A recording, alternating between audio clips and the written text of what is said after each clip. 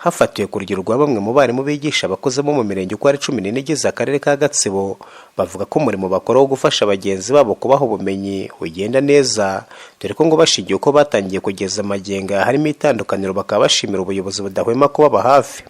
Ndashima muri iki gihe bwo uburyo hano baduhugura, ndashimira uburyo badufashe hano mu mahugurwa, ariko muri rusange ndanashimira yuko twanakoresheje ibizamini tukaba dufite n'abantu batsinze mu buryo buzamuye.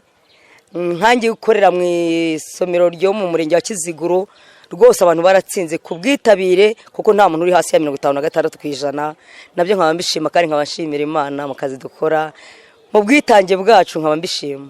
Ni ukuvuga ngo hari uko twajyaga twigisha, bari kuduhugura indi mpuguro nziza yo kugira ngo tujye twigisha abakuze kugira ngo bamenye banafate, ku buryo umutunguye ukamubaza ngo umwarimu ibyo yagukigisha urabisobanukirwa, akakubwira ko abisobanukiwe. Binyuze mu muvugo wahimbwe na Eugene Uwamariya mu murenge wa Kiziguro, nawe ararata imyato ndetse n'ibigo umukuru w'igihugu Paul Kagame amaze kubagezaho. Dore umunsi utagira ukuza, nserutse nsusurutse nta mususu, nje gusiga nsingiriza Nyagasani mu bisingizo. Bantu mwese muri hano, mbanje mwese kubasuhuza, mu ndamutso yacu ihora ituranga, Imana Data ibane natwe. Barimo bagenzi banjye, mwaje muturutse impande zose ngo duhurire hamwe twese duhugurwa mu kwigisha abakuze. Ubundi kera mu Rwanda nta gitsina gore cyagiraga ijambo, nta wavugaga ibyazi neza, barabyangaga byarimo bakamusenda.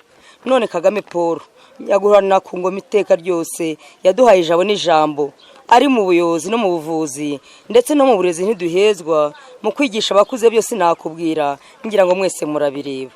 Ngiye nk'umuhanzi ndahera hehe ko byose byakozwe niyaduhanze, rugira twese duhanze amaso, igaha Paul Kagame ubwenge n'ubushishozi n'impano yo kuyobora Abanyarwanda.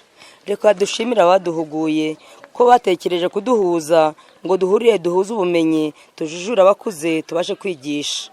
Kuri uyu munsi utagira ukusa, twashojeho amahugurwa yacu, twifurizanye urukundo, amahoro n'umurava, ubusabane, ubufatanye n'urugwiro bizaturange aho turi hose. Niduhe Imana amashyi n'impundu kuko idusubirije amasengesho, kaba byose bigenje neza. Sindi bugere ntabibwiye, ndi umunsi usiga bagasigara basiganuza, ndi umubyeyi uzira umwaga, ndi umwe mu bigisha abakuze, ndi umunyarwanda n'indangagaciro bihora bituranga aho turi hose. Murakoze, murakabaho, murakaramba. Yari Eugene Uwamariya mu karere ka Gatsibo, umurenge wa Kiziguro, akagari kandi atemwa, umudugudu wa Rubungo, isomero rya Kigarama. Imana ibaha umugisha. Gusa ngo nubwo ntako batagira ngo batange ubumenyi bwuzuye nta byera ngo de, kuko rimwe na rimwe usanga bagorwa no kubona zimwe mu mfashanyigisho, inyoroshya ngendo kimwe n'ibindi basobanura. Imbogamizi twabahaye yuko inyoroshya rugendo tutazibona, hanyuma n'agahimbaza musiki kakaba gakeya.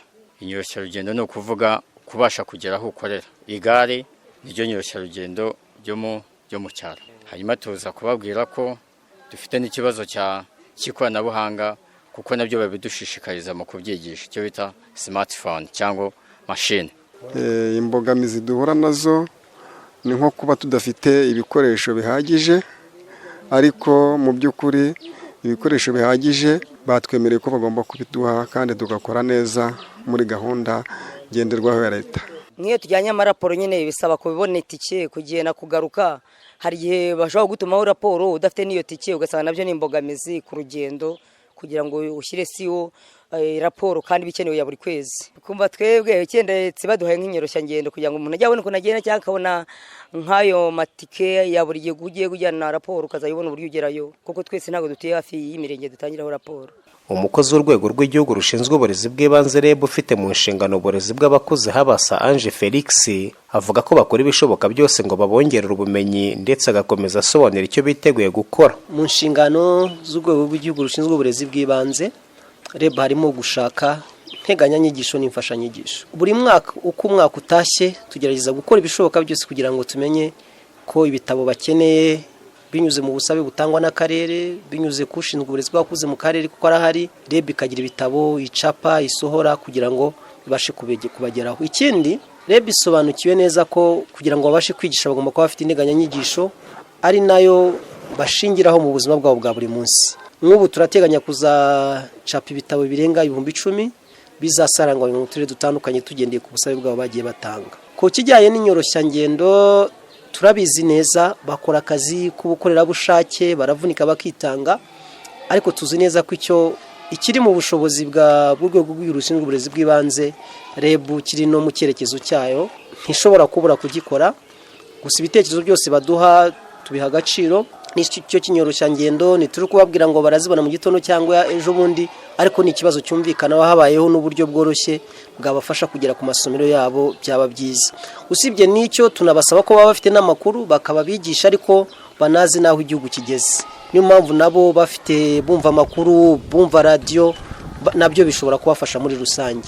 Imibare dukesha Minisiteri y'Uburezi mu Rwanda mu mwaka wa 2020-2021 igaragaza ko mu gihugu hose habarirwa amasomero y'abantu bakuru agera ku 4,953, ni mu gihe abigisha ari 5,902, naho umubare w'abigishwa ukaba ku 127 n'abantu 54. Kuva mu mwaka wa 2017 kugeza 2021 hari hamaze guhugurwa abagera ku 14,413, bivuze ko kwijanisha ari abantu 57.6%, naho abatarahugurwa bakaba babarirwa kuri 42.4%. Ngenda Alphonse Nkunda Mahoro, iyi na Fed Center.